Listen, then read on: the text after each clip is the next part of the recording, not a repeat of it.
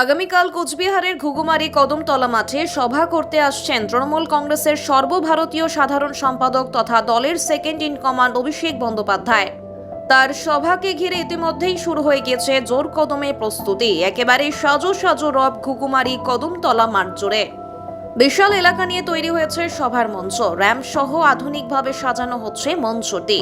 পাশাপাশি তৃণমূল কর্মী সমর্থকদের বসার জন্য মাঠ জুড়ে তৈরি করা হচ্ছে বড় প্যান্ডেল।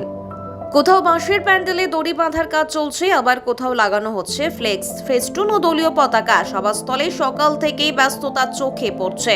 কর্মী সমর্থকদের চেষ্টায় ধীরে ধীরে রঙিন হয়ে উঠছে গোটা এলাকা। তৃণমূলের এক নেতা জানান, আগামীকাল লক্ষাধিক মানুষের জমায়েত হতে পারে এই সভায়।